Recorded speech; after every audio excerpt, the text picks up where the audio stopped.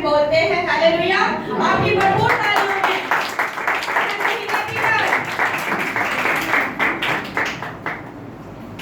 Hallelujah, मसीह में आप सबकी सलाम की हो।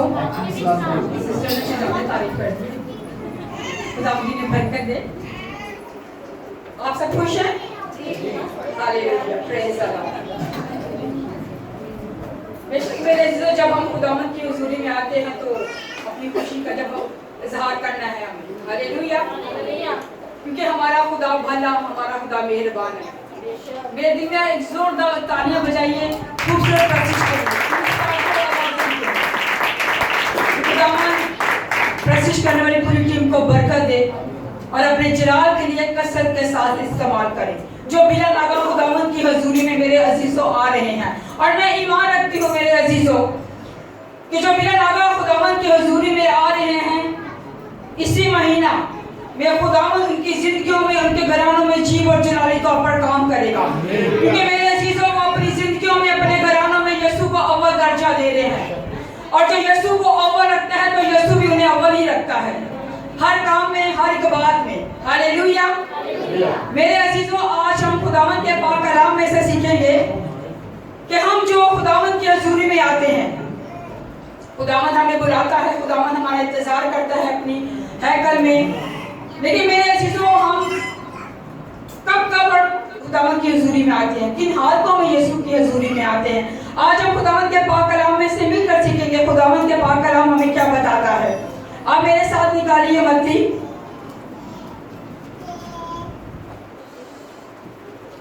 11 बाब और उसकी 28 और 29 आयत पढ़िए।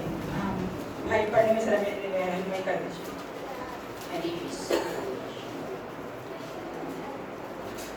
हालेलुया, यीशु तेरा शुक्र। 11 बाब 28 और 29 आयत पढ़ दीजिए। Thank you Jesus, hallelujah.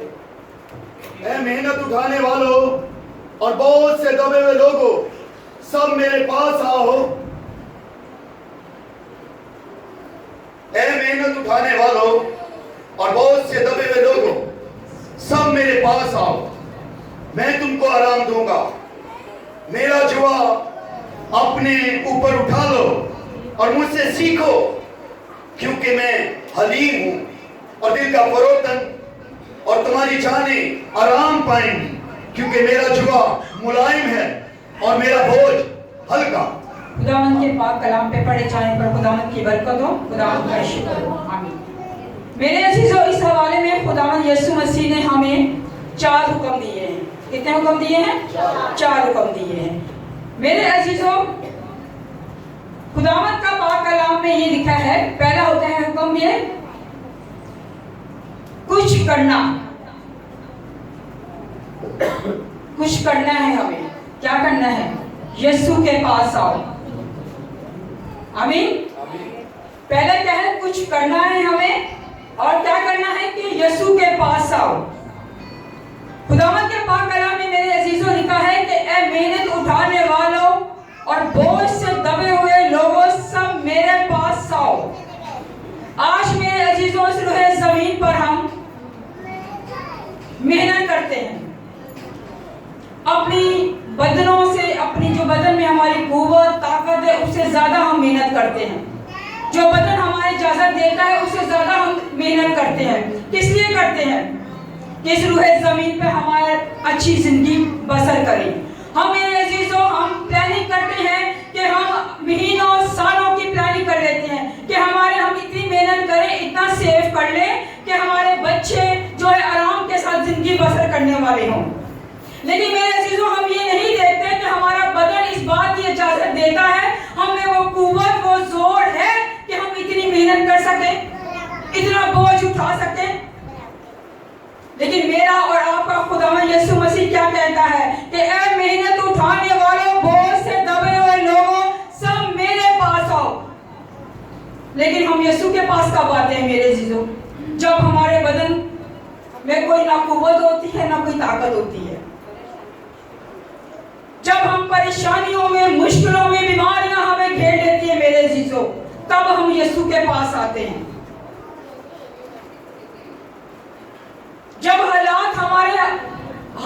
से निकल जाते हैं। अब ये बदन ये कहता है कि मुझ में वो कुव्वत, वो मुझ में ताकत नहीं है, मैं क्या करूं? हम इस कदर मेरे अजीजों दुनिया की आराम की जिंदगी गुजारने के लिए, दुनिया के ऐयाशी करने के लिए हम ये भूल जाते हैं कि हमारा बदन इस लायक नहीं है। हम मेहनत करते हैं 24 घंटे, 12 घंटे, और अगर बॉस ये कह देना कि आपको ओवर टाइम करना है तो कुछ सैलरी आपकी वो हमने आपको एक्स्ट्रा दूंगा, तो हम फिर 24 घंटे के ज़्यादा भी कर लेते हैं कि ओवर टाइम कर लेंगे, चले हमें कुछ पैसे मिल जाएंगे, कुछ रकम मिल जाएगी जो मेरे और मेरे खानदान के लिए, मेरे बच्चों के लिए मैं सेव कर लूंगा, कुछ उन पे खर्च कर लूंगा। इंसान कितनी फिक्रों में है मेरे अजीजों। हम इंसान होते हुए क्या कुछ सोच बैठते हैं। हम ये सोच भूल ही जाते हैं मेरे अजीजों कि मेरा और आपका खुदावन हमारी आप ही करने वाला है। हम क्यों नहीं, जब हमारे जिस्म इस कुव्वत और ताकत में होते हैं कि हम अपने सारे कामों के लिए अपने सारे बोझ यीशु के पास लेकर आए? क्यों जब हमारे बदन जवाब दे देते हैं तो तब हम यीशु के पास आते हैं? जब बीमारियां, तंगदस्तियां, कमजोरियां, लाचारियां हमें घेर लेती हैं तब यीशु के पास आते हैं। मगर ये मेरे और आपके यीशु की मोहब्बत देखो मेरे अजीजों, उसने फिर भी कहा ऐ बोझ से दबे हुए, मेहनत उठाने वालों, बोझ से दबे हुए सब मेरे पास हो। ये मेरे और आपके खुदा यीशु की मोहब्बत है ना। हम तो अपने खुदा को भूल जाते हैं, हम अपनी ताकत, हम अपनी अकल, हम अपनी सब फैम से सब कुछ करने की कोशिश करते हैं, लेकिन हम खुदा को भूल जाते हैं जिसने ये वादा किया है कि मेहनत उठाने वाले, बोझ से दबे हुए लोगों सब मेरे पास आओ, मैं तुम्हें क्या दूंगा? आराम दूंगा, तसल्ली दूंगा। मेरे अजीजों, हम इंसान होते हुए बहुत कुछ सोचते हैं, प्लानिंग करते हैं, लेकिन जब इस बदन ने जो खुदा ने, यीशु ने बनाया है, खलक किया है, तो हम अपनी अकलों, अपनी कुव्वत से क्यों सोचते हैं मेरे अजीजों? हम क्यों भूल जाते हैं कि इसको बदन को बनाने वाला खुदा का बेटा यीशु है। इस रूहे जमीन पे उसने हमें किस लिए पैदा किया है? कि हम उसकी इबादत करें, हम उसके कदमों में, उसकी हुजूरी में आए। मगर ये हम इंसान होते तो भूल जाते हैं कि हमारा बना, हमने खुद से अपने आप इस दुनिया में रूहे जमीन पर नहीं आए, हमें बनाने वाला खुदा का बेटा यीशु है। लेकिन मेरे अजीजों, हम आते हैं खुदावंद की हुजूरी में, यीशु ने कहा मेरे पास आओ। हम ये सुनते हैं इबादतों में, जैसे क्रूसड होते हैं कि वहाँ फलां खुदा का खादम आया है, वहाँ यीशु उतरेगा। हम अपनी बीमारियां, कमजोरियां, लाचारियां लेकर वहाँ जाते हैं और ईमान लेके जाते हैं, तो जो ईमान लेके जाता है वो शिफा भी पाता है। तंगदस्तियां, बीमारियां, कमजोरियां दूर भी होती हैं, लेकिन उसके बाद हम फिर भूल जाते हैं। जैसे ये खुदावंद की, ये हमारी हैकल है, खुदावंद की हैकल है। खुदावंद का बंदा यहाँ पे दुआ रोज़े में अपनी कलीसिया के लिए और खुदावंद को अपने बंदा के वसीले से बड़े बड़े काम करता है, और दूर नजदीक जो हमारी कलीसिया में नहीं भी है, लेकिन वो ये सुनते हैं कि फलां खुदा का खादम है जिसे खुदा ने बरकत दी है, जिसके वसीले से खुदावंद मज़बा पे उतरता है, वो सुनकर आता है। अपनी बीमारियां, अपनी कमजोरियां, अपनी लाचारियां, अपनी परेशानियां यहाँ पे लेके आते हैं। बल्कि वो क्या करते हैं? खुदा का बंदा उनके लिए रोजा भी रखता है, खुदा का बंदा उनके लिए दुआ भी करता है, तो वो क्या करते हैं? जब शिफा पा लेते हैं, तंगदस्तियां, बीमारियां, कमजोरियां, परेशानियां दूर हो जाती हैं, तो वो बहन या भाई वो गैर। मेरे अजीजों, हम लोगों ने जो इंसानों के साथ हम लोगों ने रवैया रखा हुआ है ना, कि जब हमारा मतलब है, जब हमारी गरज है, जब हमारी जरूरत है, तो हम लोगों के पास जाते हैं। हमने यीशु के साथ भी वही रवैया रखा हुआ है कि जब हमें जरूरत होगी, जब बीमारी आएगी, जब तंगदस्तियां घेरेंगी, तो तभी हम यीशु के पास आएंगे। लेकिन मेरे अजीजों, ये मेरे और आपकी खुदा की मोहब्बत नहीं है। हमें हर हाल में, हर बात में उसका शुक्र करना है, उसकी हुजूरी में आना है, चाहे हम दुख पाए या सुख पाए। बीमारी शिफा अपने मौजे को लेकर हमें गायब नहीं हो जाना कि बस खुदा ने मेरी जिंदगी में, मेरे घराने में ये काम कर दिया है तो बस हो गया काम। लेकिन मेरे अजीजों, हमें खुदावंद के साथ ऐसा नहीं आना। हमें खुदावंद के पास आना है, चाहे हमारे हालात बुरे हैं, अच्छे हैं, बीमारियां हैं, तंगदस्तियां, कब भी उसके पास आना है। आप मेरे साथ निकालिए मरकज 10 बाब उसकी 46 आयत पढ़ेंगे।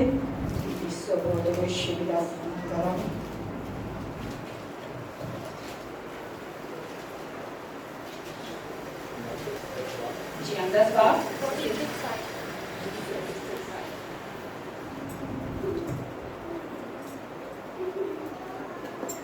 और वो यरू में आए, और जब वो और उसके शागिर्द और एक बड़ी भीड़ यरू से निकलती थी तो तमाई का बेटा बरतमाई, अंधा फकीर, राह के किनारे बैठा हुआ था, और ये सुनकर कि यीशु नासरी है, चिल्ला चिल्ला कर कहने लगा, ए इब्ने दाऊद, ए यीशु, मुझ पर रहम कर। और बहुतों ने उसे डांटा कि चुप रहे, मगर वो और भी ज्यादा चलाया कि ए इब्ने दाऊद, मुझ पर रहम कर। यीशु ने खड़े होकर कहा, उसे बुलाओ। बस उन्होंने उस अंधे को ये कहकर बुलाया कि खातर जमा रख, उठ, वो तुझे बुलाता है।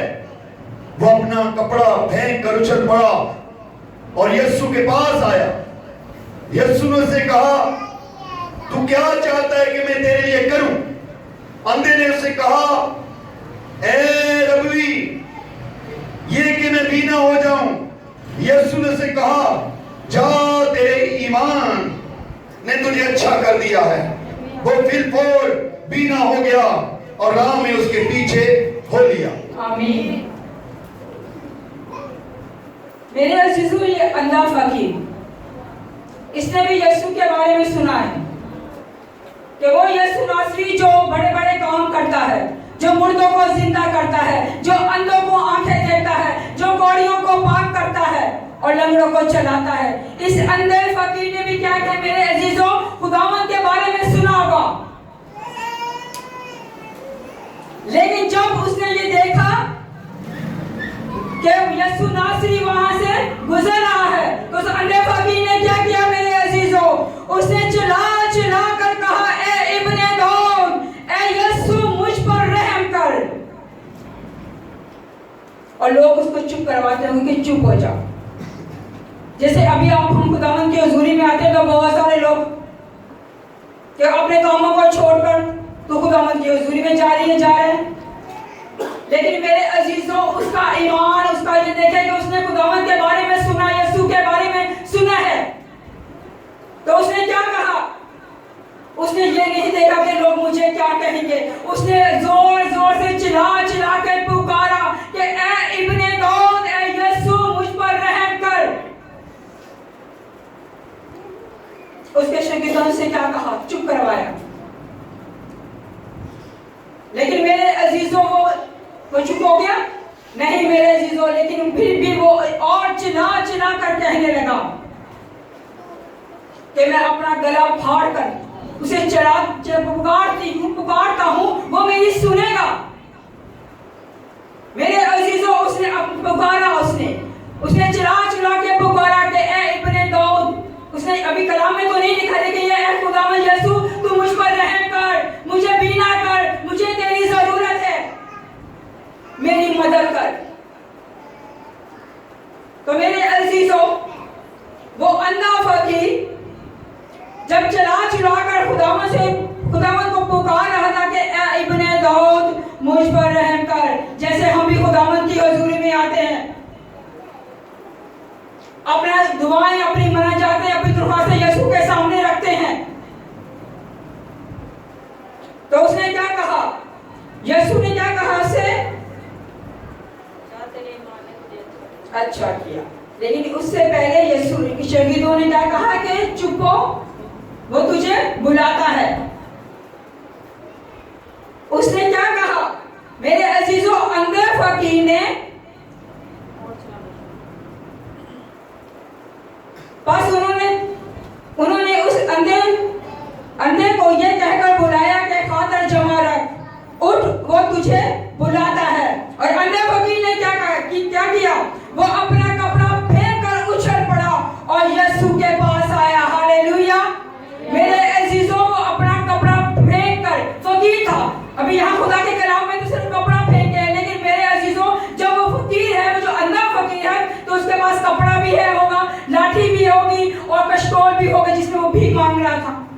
लेकिन उसने क्या किया? उसने वो सब कुछ फेंक कर यीशु के पास आया।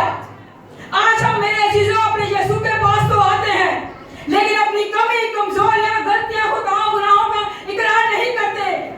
अगर उस वक्त इकरार कर भी देते हैं तो उसको तर्क नहीं करते, अपनी जिंदगियों से उनको नहीं निकालते। लेकिन इस अंधे फकीर ने क्या किया? उसने अपनी पुरानी चीजों को, जो उसको अंधा था ना, अपनी चीजों को उसने, जो उसे ईमान था कि अब मैं अंधा हूं, जब यीशु के पास आ जाऊंगा तो मैं अंधा नहीं रहूंगा।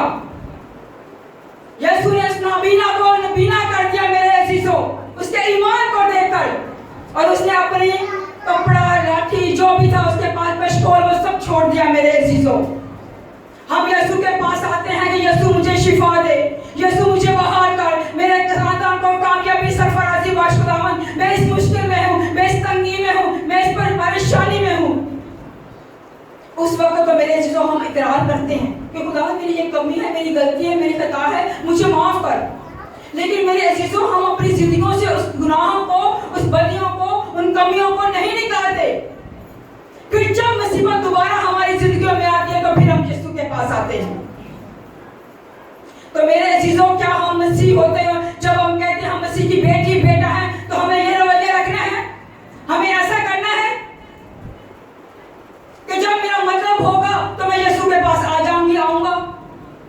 और जब मैं अपने मौजे को रिसीव करूंगा तो फिर वही पुरानी जिंदगी, वही झूठ, फेब, बदी, बदकारी, वही लालच। मेरे अजीजों, ये अंधा फकीर हमें ये खुदावंद के पाक कलाम में है कि हमें जब खुदावंद के पास आना है तो पूरे ईमान के साथ, पूरे एतकाद के साथ ईमान रखकर उसके पास आना है कि खुदावंद तू मुझे फजल बख्श कि मैं इन कमियां, कमजोरियों, गलतियों को, ताको खुदावंद तेरे हुजूर इकरार तो करती हूँ, लेकिन खुदावंद मुझे फजल बख्श कि ये गुनाह, ये बदी, बदकारी, ये गुनाह मेरी जिंदगी में दोबारा ना आए। यीशु, अपने दिल, ज़हन, ख्यालों, सोचों में मेरे अजीजों अपने यीशु का लहू मांगे, उसे तैयारी मांगे, उसे फजल मांगे। यीशु ने कहा है कि मेरे पास आओ, मैं तुम्हें सब कुछ दूंगा। मैंने आपसे कहा कि इस हवाले में 4 हुक्म यीशु ने दिए। पहला हुक्म, कुछ करना, यीशु के पास आना है। दूसरा हुक्म, कुछ छोड़ना। क्या छोड़ना? अपना बोझ। हालेलुया।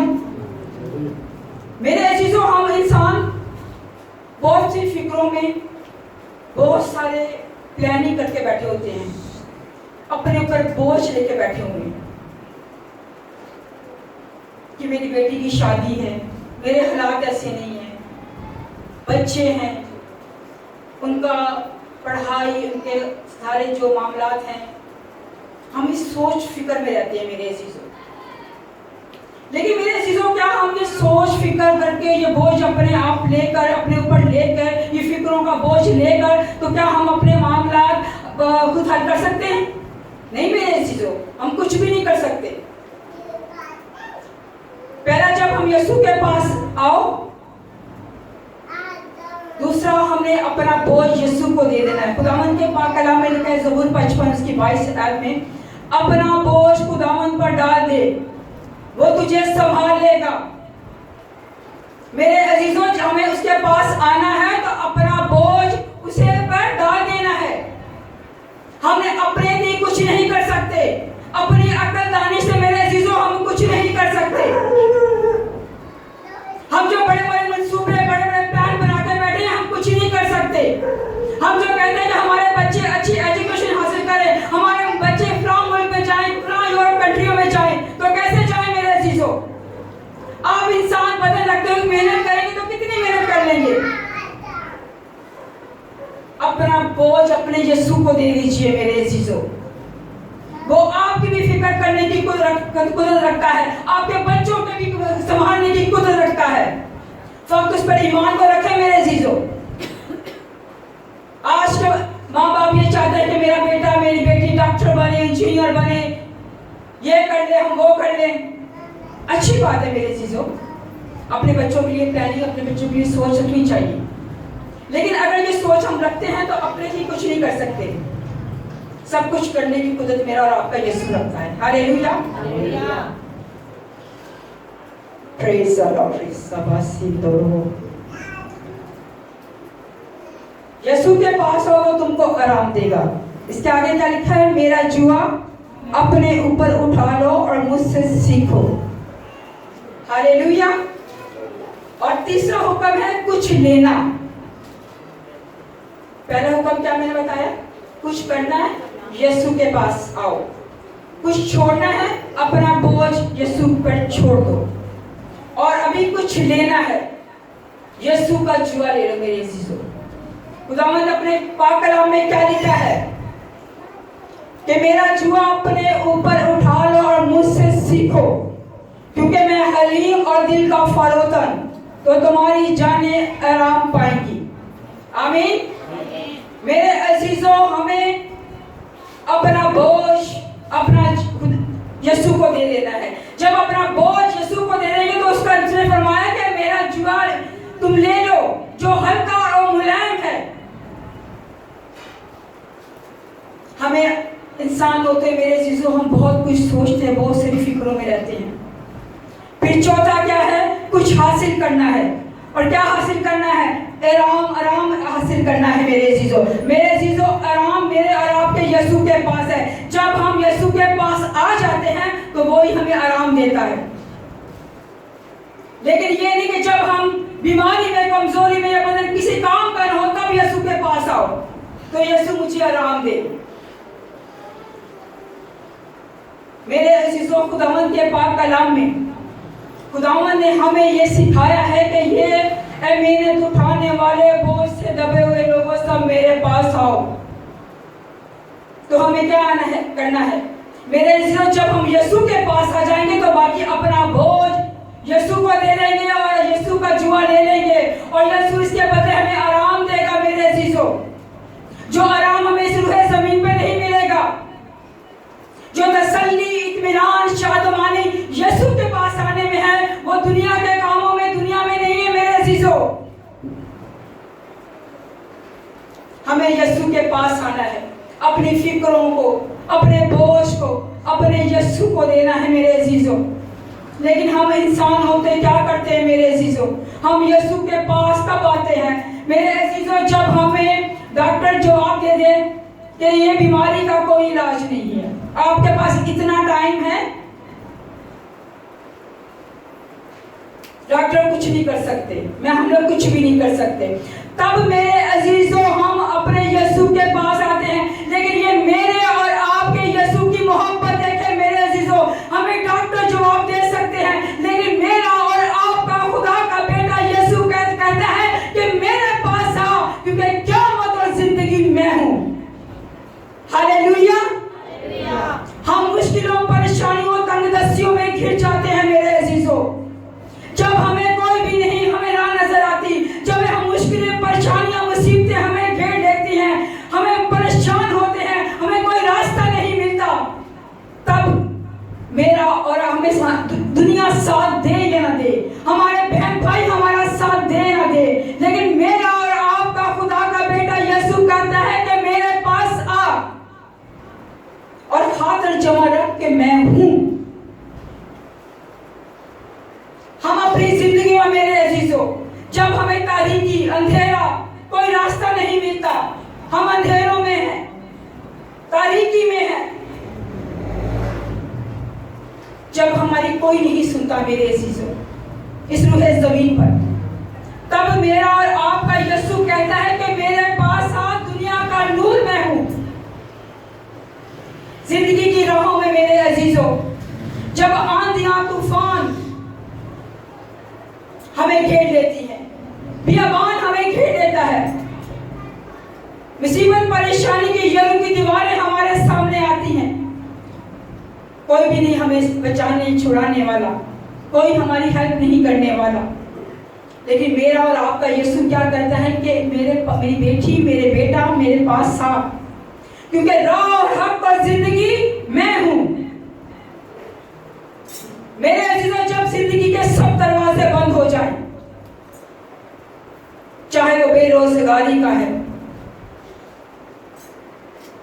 चाहे वो तंगदस्ती का है, मुसीबतों का है, बीमारियों का है, इस रूहे ज़मीन पर जितनी भी आंधियां, तूफान, मुसीबतें, परेशानियां हैं, मेरे अजीजों, जब सब बंद हो जाए तो मेरा और आपका यीशु कहता है कि मेरी बेटी, मेरे बेटे मेरे पास आओ, क्योंकि भेड़ों का दरवाजा मैं हूं। मेरे अजीजों, जब हमारी मेहनतें, जब इतनी हम मेहनतें करते हैं, जब हमारे पास ऐसे कभी हालात हो जाते हैं ना कि वो दुनिया का रुपया पैसा भी हमारे पास नहीं होता, क्योंकि एक बदन है, बदन का एक, हम जितनी भी कोशिश कर ले मेरे अजीजों, जब इसमें कुव्वत ताकत खत्म हो जाती है तो क्या होता है, हम कुछ करने के काबिल नहीं रहते। लेकिन मेरा और आपका यीशु क्या कहता है, अगर मेरे पास खाने को नहीं है, मैं अच्छा खा नहीं सकती, मैं पी नहीं सकती, तो मेरे अजीजों, मेरा और आपका यीशु कहता है कि ऐ बेटी, तू परेशान ना हो, तू मेरे पास आ, क्योंकि जिंदगी की रोटी और जिंदगी का पानी मैं हूं। जो यीशु के पास मेरे अजीजों आ जाते हैं, वो ना कभी भूखा रहेगा, ना वो कभी प्यासा रहेगा। सिर्फ हमें क्या करना है, हमें बड़ी वफादारी के साथ, हमें पूरे दिलो जान के साथ अपने यीशु के पास आना है मेरे अजीजों। वो हमारी दुआओं को सुनने वाला, जवाब देने वाला खुदा का बेटा यीशु है। उसने अपने कलाम में फरमाया, तू आजमा के देख के खुदा कैसा मेहरबान है। मेरे अजीजों, हम खुदावंद के पास नहीं आते, हम अपनी अकलों से पता नहीं क्या कुछ करते फिरते हैं, लेकिन जब हम दुनिया से मायूस हो जाते हैं, कोई हमारा साथ नहीं देता, सब हमें जवाब दे देते हैं, तब हमें यीशु याद आता है कि यीशु ने हमसे वादा किया है कि कोई तेरा साथ दे या ना दे, कोई तुझे संभाले या ना संभाले, कोई तुझे मुश्किल परेशानी में से निकाले ना निकाले, लेकिन मैं हमेशा तक तुम्हारे साथ हूं, मैं दुनिया के आखिर तक तुम्हारे साथ हूं। फिर हमें यीशु याद आता है मेरे अजीजों। लेकिन क्या ही मुबारक बात है, खूब बात है मेरे अजीजों, कि जब हम सुख में हो, दुख में हो, हम अपने यीशु को मुबारक कहने वाले बने, उसके कदमों में आने वाले बने मेरे अजीजों। हमें अपने यीशु के पास आना है और अपनी सारी फिक्र उस पर डाल देनी है मेरे अजीजों। वो आप हमारा बोझ लेने वाला, वो आप हमारी फिक्र लेने वाला खुदा का बेटा यीशु है मेरे अजीजों। मत परेशान हो कि मेरे हालात सही नहीं है, मैं क्या करूंगी या मैं क्या करूंगा, मेरे बच्चों का क्या बनेगा। मेरे अजीजों, जिस खुदा ने हमें इस रूहे ज़मीन पे पैदा किया है, वो आप हमारी फिक्र करने वाला, वो आप हमें संभालने वाला, वो आप हमारी निगरानी करने वाला है। खुदावंद ने इसलिए अपने कलाम में लिखा है कि अपना बोझ मुझ पर डाल दे, मुझे संभाल लूंगा। वो हमें संभालने वाला है मेरे अजीजों। इसलिए अपनी कोशिश से कुछ नहीं हम कर सकते मेरे अजीजों। हम खुदा के बेटे यीशु के बगैर कुछ भी नहीं कर सकते। अगर आप इस वक्त खुदावंद की हजूरी में हैं, तो ये भी यीशु का फजल है कि आप उसकी हजूरी में झुके हुए हैं।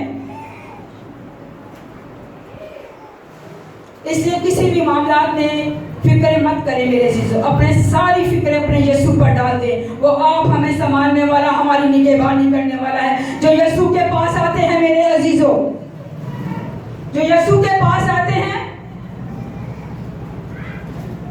उसे कुछ कमी ना होगी। हालेलुया। चाहे वो जिस्मानी बरकतें हैं, चाहे वो रूहानी नेमतें बरकतें हैं, उसे कुछ कमी ना होगी, क्योंकि मेरा और आपका खुदावंद सब कुछ करने की कुदरत रखता है। हालेलुया। मैं आपको यह बताना चाहती हूँ मेरे अजीजों कि यीशु के पास आ जाए। लेकिन यीशु के पास आकर भी मेरे अजीजों, अगर हम सिर्फ बरकतों का रिसीव कर लेते हैं, हमें शिफा मिल जाती है, हमारी तंगदस्तियां, मुसीबतें, परेशानियां दूर हो जाती हैं, तो फिर हम यीशु को छोड़ देते हैं, यीशु से दूर हो जाते हैं। तो ऐसा नहीं मेरे अजीजों। जिस तरह आप रूटीन के साथ रेगुलर आप खुदावंद की हजूरी में आ रहे हैं ना, और मैं ईमान रखता हूँ कि जो रेगुलर खुदावंद की हजूरी में आ रहे हैं, खुदावंद आपकी जिंदगियों में, आपके घरानों में जीव और जलाली तौर पर काम करेगा। और यही रवैया, यही हम लोगों ने अपने खुदा यीशु के साथ रखना है। कि खुदावन मुसीबत परेशानी में नहीं, बल्कि जब खुदावन मैं अपनी बरकतों को रिसीव कर लूंगी, बीमारियों कमजोरियां तंदरुस्तियां दूर हो जाएगी, तब भी यीशु मैं तेरी हुजूरी में झुकती रहूंगी, आती रहूंगी, तेरे पास आती रहूंगी। फिर देखिएगा मेरे अजीजों, मेरा और आपका खुदा वादों का सच्चा खुदा है। हालेलुया। आप मेरे साथ निकालिए ज़बूर 37।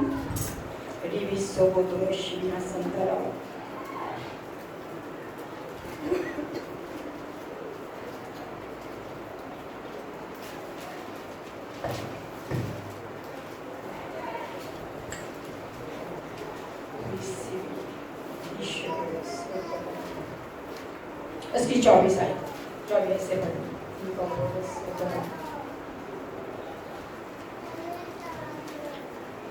ज़बूर की किताब उसका 37वां बाब और उसकी 24वीं आयत।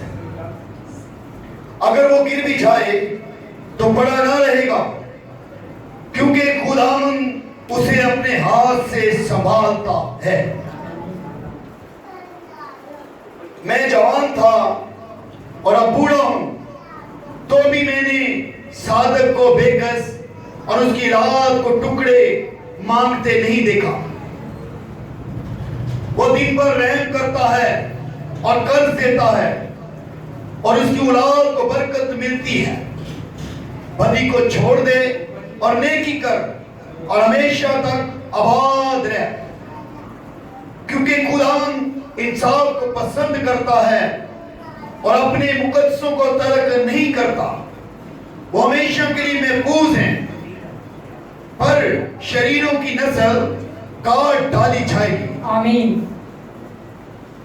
इस ज़बूर में मेरे अजीजों में आपको ये खुदावंद का पाक कलाम बताता है, और मैं आपको ये बताना चाहती हूँ कि जो यीशु के पास आ जाते हैं मेरे अजीजों, जो अपनी दुर्ख्वास्त से अपनी मन्नत जाते हैं, अपनी औलाद के लिए दुआएं करती हैं कि आज मेरी औलाद इस मुश्किल में है, इस परेशानी में, इस दुख में है। खुदावंद का पाक कलाम क्या कहता है कि अगर वो गिर भी जाए तो पड़ा ना रहेगा। ये खुदावंद की हुजूरी में आने वालों के लिए खुदावंद का वादा है। ज़बूर नवीस कहता है कि मैं जवान था और अब बूढ़ा हूं, तो भी मैंने शादी को बेहिस और उसकी औलाद को टुकड़े मांगते नहीं देखा। हालेलुया। उस खुदावंद के लिए जोरदार तालियां बजाइए मेरे अजीजों, जिसने वादा किया है। ये तभी होगा मेरे अजीजों में जब हम खुदावंद की बिना नागा खुदावंद की हुजूरी में आते रहेंगे, उसको अपनी जिंदगियों से, अपने बंदों से जलाल देते रहेंगे। ये तब होगा मेरे अजीजों। जो आप इस वक्त अपनी औलाद के लिए, अपने खानदानों के लिए खुदावंद की हुजूरी में रोज़े और दुआ रख रहे हैं मेरे अजीजों, ये उनके लिए खुदा ने वादा किया है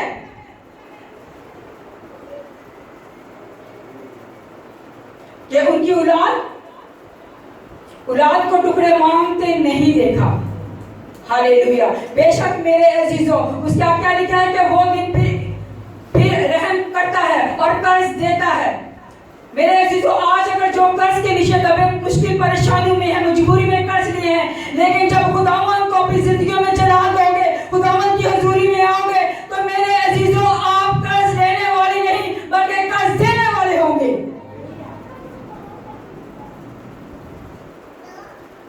और उसके आगे खुदावंद के कलाम में लिखा है कि उसकी औलाद को खुदा क्या करेगा? बरकत देगा। और इसके आगे क्या है? बदी को छोड़ दे और नेकी कर। मेरे अजीजों, जब हम खुदावंद की हुजूरी में आते हैं ना, तो हम अपनी बदियां, बदकारियां, गुनाहों को छोड़ना पड़ेगा हमें, अगर खुदावंद से कुछ पाना चाहते हैं।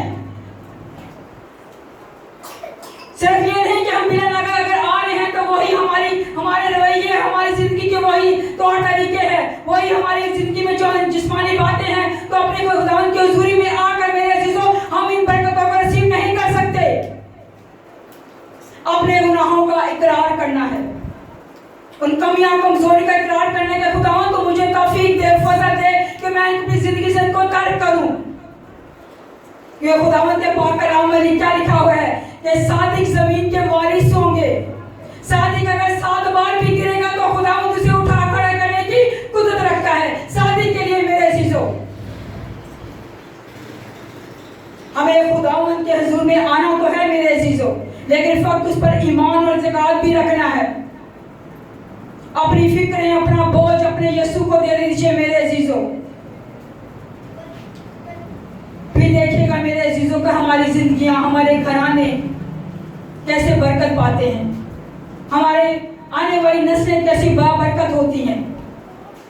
जब माँ बाप वफादारी के साथ अपनी औलाद के लिए दुआ करते हैं, अपने घरानों के लिए शिफायत करती हैं, बहनें रत्नों में खड़ी होती हैं, तो मेरे अजीजों क्या वो वफादारी के साथ खुदावंद की हजूरी में चुपती और आती हैं, दुआएं करती हैं, तो खुदावंद उनकी दुआओं का जवाब ना देगा? खुदावंद उसकी दुआओं का जवाब पुश देगा। वक्त हमें खुदावंद के पास आना है मेरे अजीजों। हालेलुया। आज का हास्य कलाम मेरे और आपके लिए यही है मेरे अजीजों, कि हमें खुदावंद की हजूरी में आना है और पूरी वफादारी के साथ, जैसे हमारा खुदावंद यीशु वफादार है वैसे हमें भी अपनी वफादारी दिखानी है। खुदावंद इस कलाम के वसीले से हम सबको बरकत देगा।